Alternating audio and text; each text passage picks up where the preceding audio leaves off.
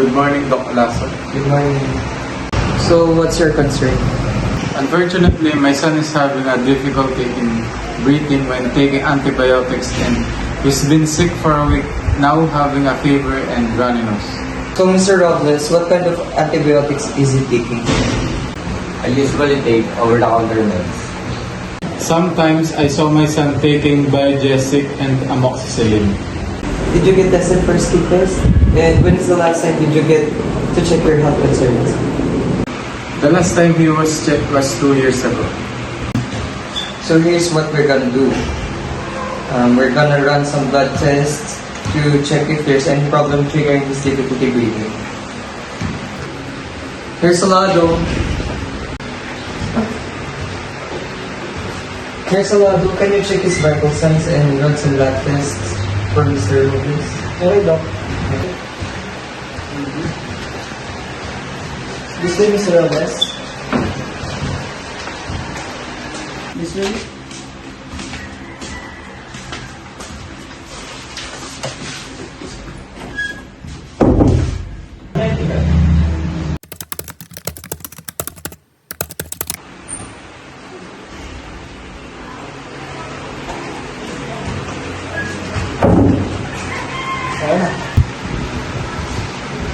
So Mr. Robles will be having a follow-up checkup tomorrow.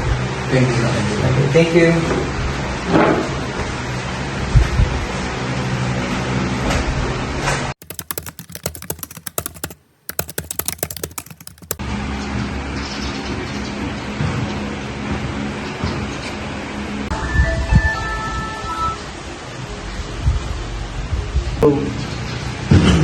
Good evening, Mr. Robles. How's your son feeling today?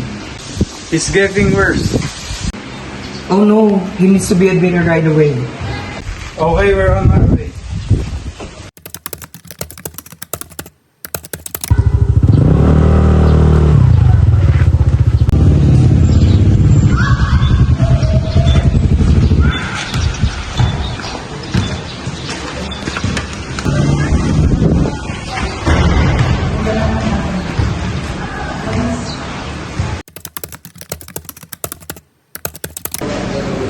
So, Nurse Angelo, Mr. Robles is going to be one of your patients in your duty. I'll endorse Mr. Robles here. You're not allowed to give Mr. Robles antibiotics because based on his lab results, antibiotics triggers his difficulty breathing and may lead to serious complications. Okay, Doc. I'll write it on my chart. Okay. Oh, it's already 12 midnight. I need to give Mr. Robles his medication.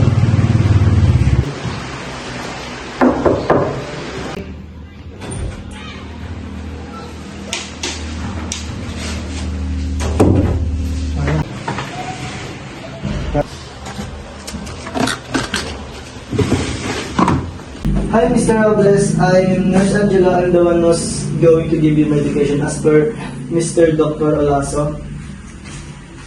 This medication will help you with your difficulty in breathing. Finally, 1 hour to go and shift is done and I can go to my friend's place and party.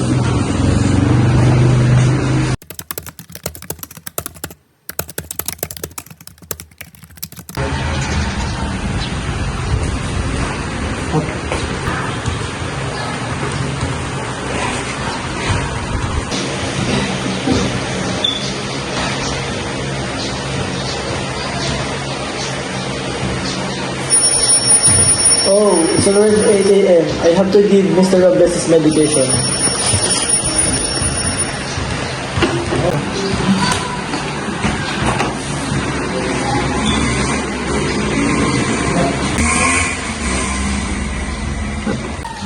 Oh no, I'm so dizzy. Which one should I give to Mr. Robles? I think this one.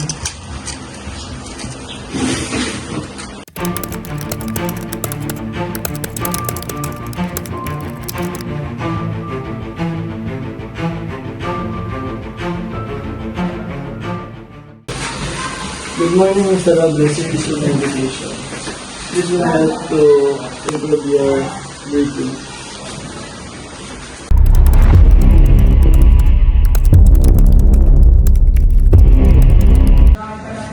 What happened to you?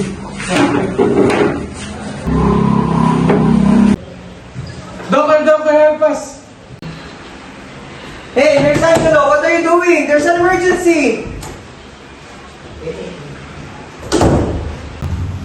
Mr. Robles, what happened? My son suddenly can't breathe and unconscious. Nurse Angelo, can you check his vital signs? Oh, no.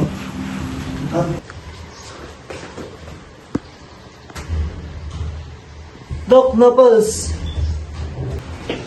Please do everything for my son. I will, Mr. Robles. I'll start the compression. Nurse Angelo, get the defibrillator. Where's the defibrillator? At Time of death, 8:20.